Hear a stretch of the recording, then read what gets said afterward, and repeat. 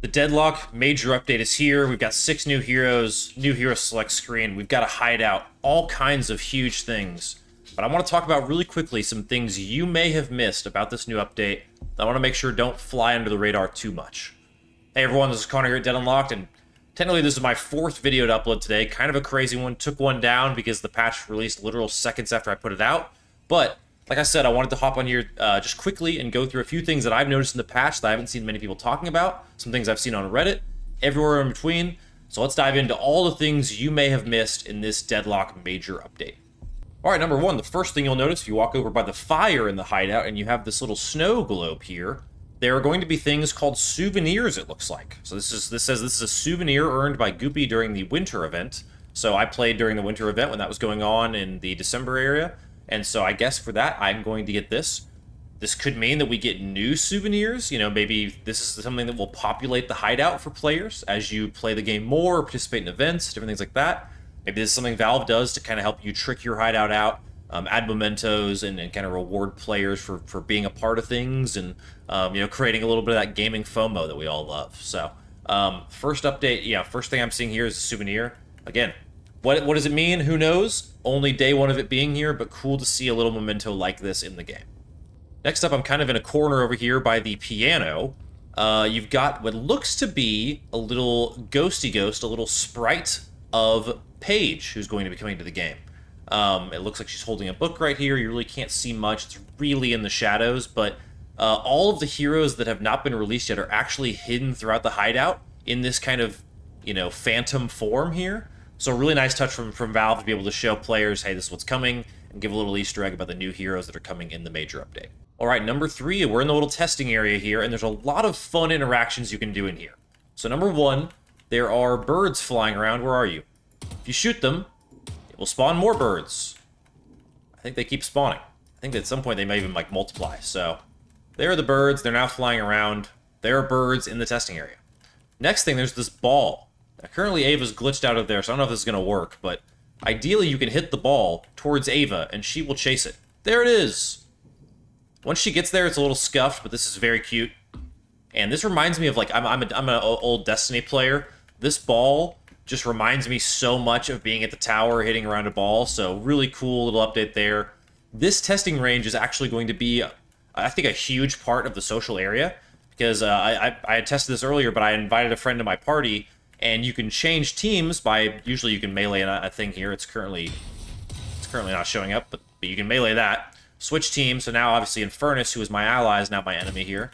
You can kind of like battle one another in this space and like try abilities out, test damage. This is going to be great. You can see the images over here, the runes over here now, right? So if I melee it again, it'll make 7 my enemy. There it is. So this will be a really fun way to like test builds, test damage output. All kinds of good stuff. Sorry, I had to let Mina get her voice line out there. But yeah, really neat. Also in here, since we're just in the room talking about it, we got some pumpkins from the, you know, when we had pumpkins on the map. That's fun. They're not marked as souvenirs or anything like that, but they are there. And otherwise, that's, I think, all of it for this room.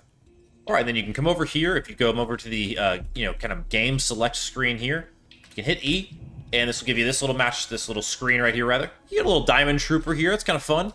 But there are a lot of changes on the hero select screen, probably too many to properly go through. I'm not going to go through this in depth just yet, that might be a future video, but if you look at each character, every single one of them has new ability icons for almost every ability. So some of them are the same, like, you know, Bebop's look at least relatively the same here, right?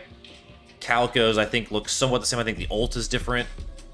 Dynamos certainly look different, right? Like, this is a very different kinetic pulse. This is a different singularity icon. So, obviously, tons of new art styles. The names, the way they're written, there's so much detail and change, frankly, in the hero select screen. So, I won't go through it frame by frame here, but just flip through the hero select screen when you load this game and appreciate all of the depth, down to the fonts, the details, and the flavor text.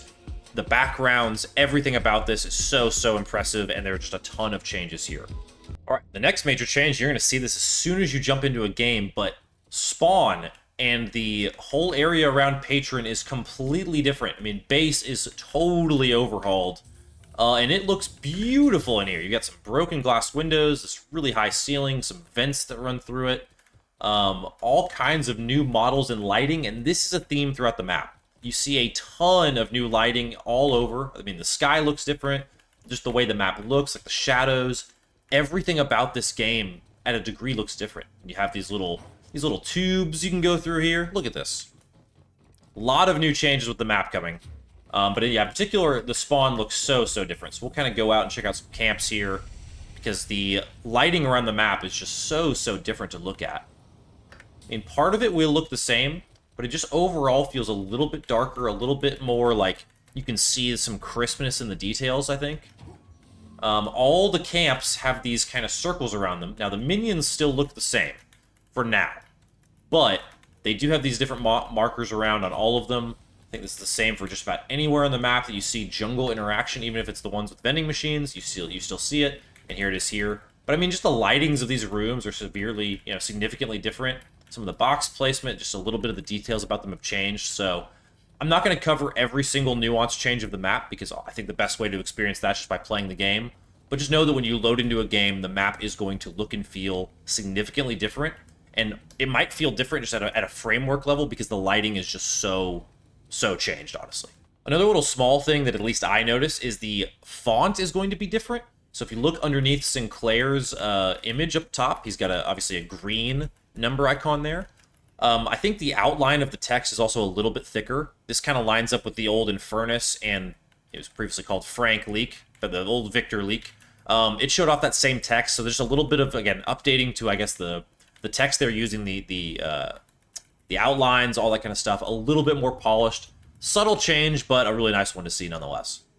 All right, looking at the shop here, not a ton has changed there. I'll point out a few things that I've seen. Healbane does have a new icon. I don't know that any other items have new icons, and honestly, the way this looks, I'm not sure if it'll be permanent or not. I've quickly looked at the rest, and I didn't see any additional icon changes. If you see any by just kind of hovering over these screens that I missed, let me know. I don't think I missed any, but if I did, like I said, just let me know. But at the end of the day, new icon for Healbane is in the game now. Another change, kind of going back to the hideout. I was walking up the stairs looking for more things to add to this video, and I was just greedy. I was almost like a jump scare here. Looks like Drifter hanging out of the top of these stairs, just menacingly looking down at you. Kind of creepy. This is kind of a dark corner of the hideout that I really don't know what its purpose is right now. I've looked around. I've been trying to find something, interact with corners. The usual scouring that I feel like a gamer does in areas like this. Couldn't find anything, so... the hideout is one of those things I think we could talk about at length. There's so many details in here. I've tried to look at all the art, trying to figure out what it is. We have a cat with an eye patch. We have a bride of some kind, candles on the side of a building, someone with a Jason mask and an image right there. You can jump and kind of see it. You've got trophies here. These are not the souvenirs, so they're not like the snow globe. Different things over here. Just other figures. I'm sure people are going to have some time to really dig into this. And there's Mina, by the way, one of the new heroes added. So even she is hidden around here. Yeah, I'm sure people will be able to do a lot more digging in terms of maybe the significance of some of these images than I will. Some art, art history majors, things like that. Just people more artistically inclined than myself, but there is some really cool imagery on this wall, some really fascinating stuff. So just, again, I think the biggest thing with this update, and the reason why I wanted to make another video today, is just to express a lot of gratitude towards Valve and the developers for the detail put into this.